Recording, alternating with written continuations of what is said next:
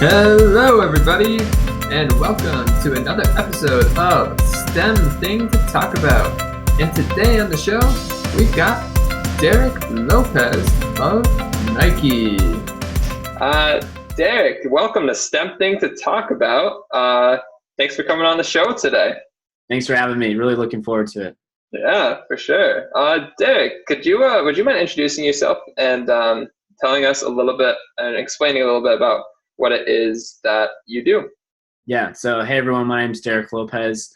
I'm in my senior year at Nike running. I'm in my fourth year, and so I like to look at it as school because I've been kind of going to school there for a while and just learning a lot about working with runners and about the business. But essentially, my role within the company is I provide feedback on some of our future products for Nike running shoes that are coming out in 2 to 3 years. So what that means is within product testing, I partner with athletes of all abilities and all backgrounds to see how things are performing, from how they fit to how they last over a certain amount of miles, and just tracking with runners how they're performing. I'm very fortunate where I can work with runners across the country and mail them shoes. And what I'll normally do is I'll work with a certain size range, and I'll send out shoes to athletes to wear over an 8-week period. During that 8-week period, I send them surveys and track their activity to see how the shoes are performing. And I take that feedback and I kind of look for giant trends and small trends to see like what are the most important items to help make a shoe better.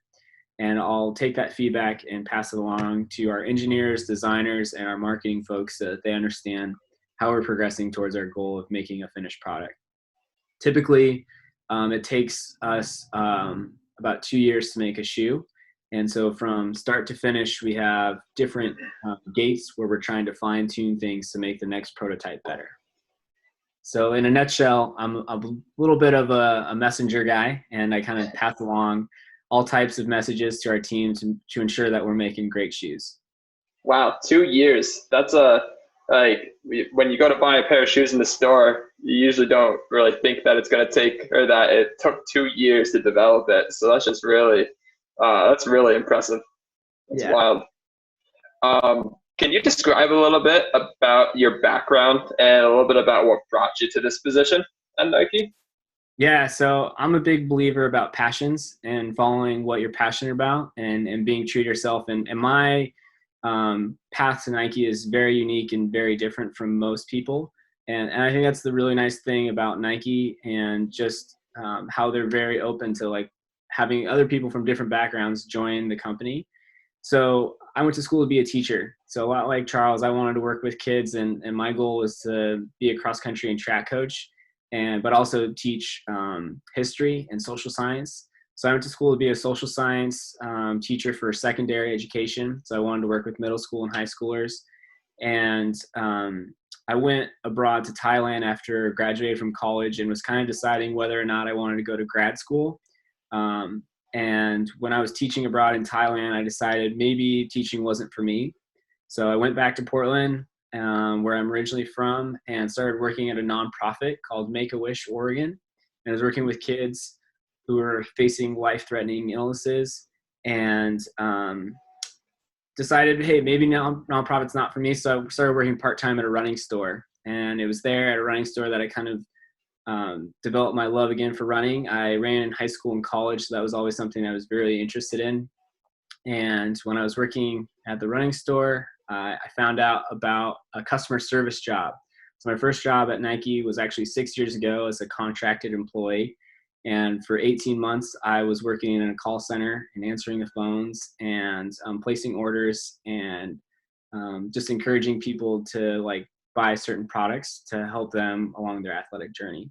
So along that way, kind of made some connections and started working in products. I started working at Nike 4 years ago, and when I was working customer service, that's kind of like where I started to make some connections within our company to find out like what was right for me, and started working in product.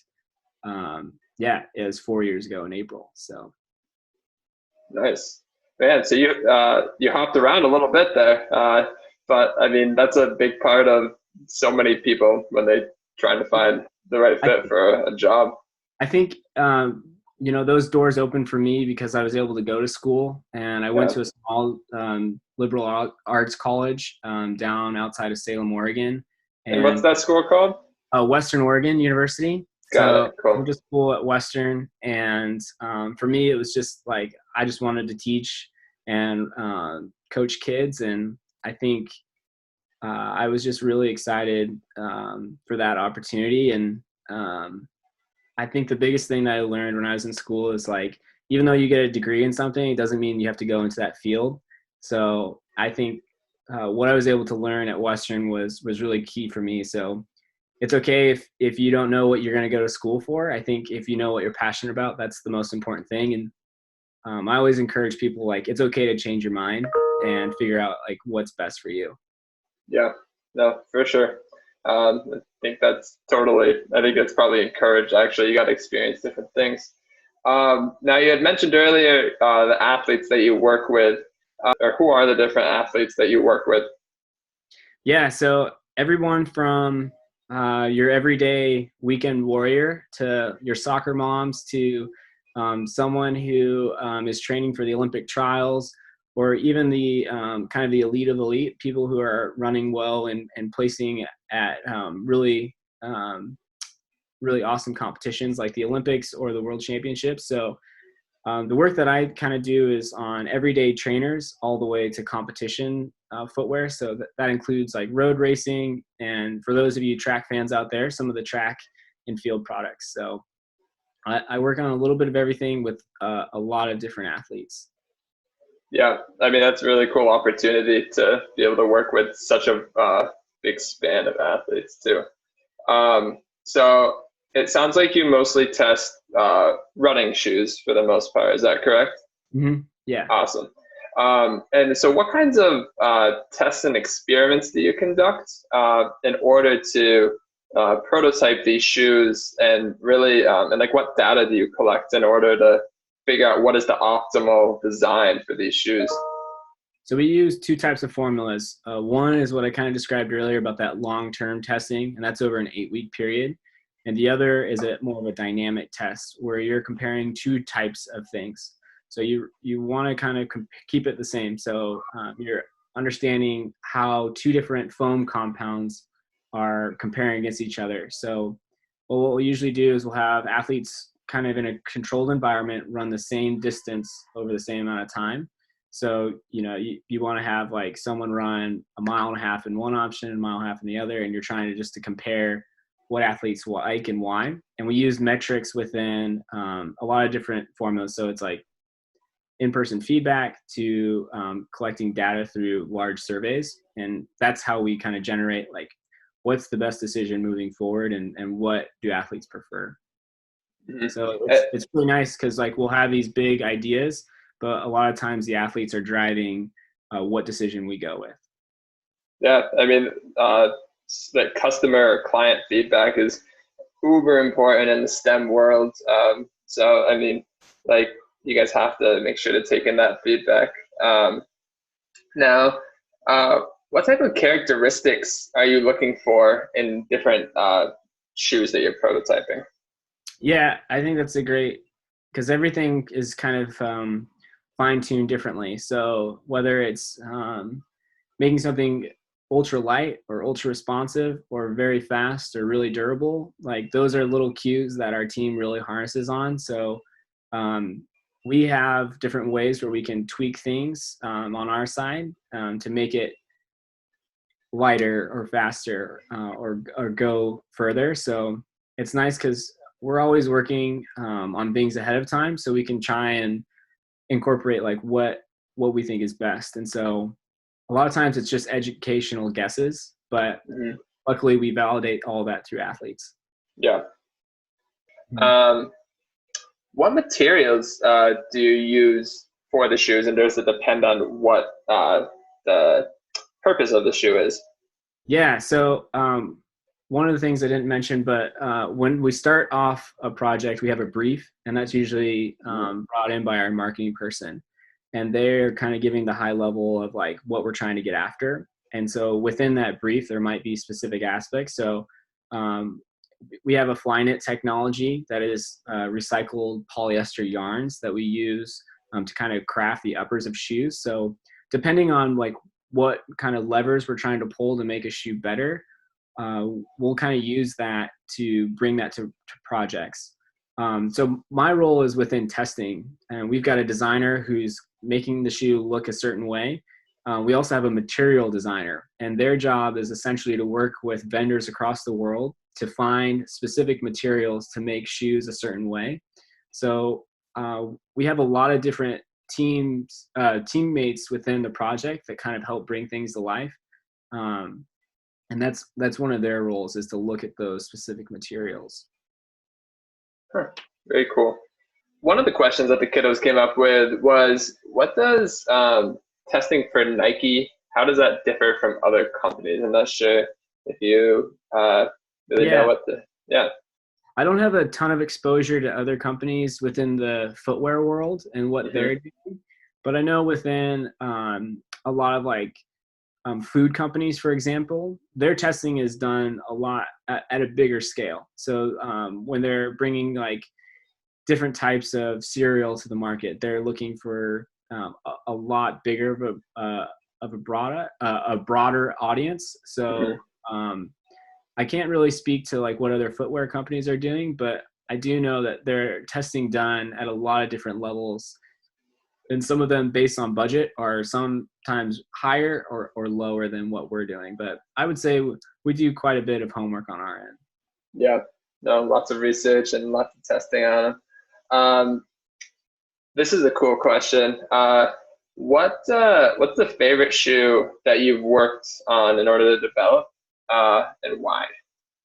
Yeah, that's always a fun one, because you get so close to these projects and you really see them kind of progress through their cycles. One of the fun ones for me that I'll always be really fond of is actually two, and they're two shoes that are one's in the market and one just kind of got pushed out. But the Pegasus 35 was a big one that I worked on in the summer of 2016 when I first came to Nike. And we went through some really fun testing at the Olympic trials, where we kind of worked with athletes of all abilities to kind of bring that one to life. And that was like our approach at a really big high level testing. So we went through a lot of different phases on that. And the second one was the project that I led from the beginning to the end, which was the Vomero 14. So two big projects that I'll always remember and really be fond of. But there's one that's coming out in 2020 that was supposed to be coming out for the Olympics. It's our Air Zoom Victory. It's a track spike, and it's for middle distance runners. And I'm really proud of that project because of the work that I did with a lot of athletes in Colorado when I was living out there. So Air Zoom Victory, Vomero 14, Pegasus 35. Those are probably my top three right now, but that's always changing. So It can always change. Yeah, absolutely. That's sweet.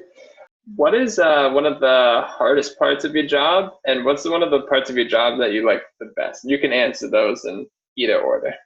Yeah, one of the things I always tell people about is like what gets you out of bed every morning. And I think the fun thing for me is my job is a bit of a blend. It is a job, but it's also a bit of a hobby too. And so I think the hardest thing for me is just being in a position where it's like I don't get too close to projects. Like you try and not get too passionately involved, because sometimes your feelings can get hurt, and that's just experience that comes over time. But hardest thing is being like passionate about it and not trying to be too close to it. But I think one of the favorite things is just waking up each morning saying like, this is what I get to do. What I get to do is just work with people and make shoes better for runners across the globe. So I take a lot of pride in that. And I would encourage anyone, if you have that excitement when you get up each morning, keep chasing that and keep doing that for as long as you can, because that's the beauty and that's the fun and in your craft. So yeah, and like you've said, it's not always like a super clear path on how you're going to get to that, but you just got to persevere and eventually you get to that point. So that's really awesome that you have that sort of passion for it. I thought this was kind of a funny question. What is what subject within STEM, science, technology, engineering, and math, would you say is your favorite or you are most interested in? So I've got a roommate here, and he's actually a middle school teacher in a town called Hillsborough, which is just outside. And he also works with a STEM program, and their students are learning a lot. Or no, sorry, it's an AVID program, which is a little bit different. But it's always really interesting for me to hear about the stories and like the projects that they're doing. So I'm just kind of curious, like what kind of projects are your STEM students doing, and what excites them?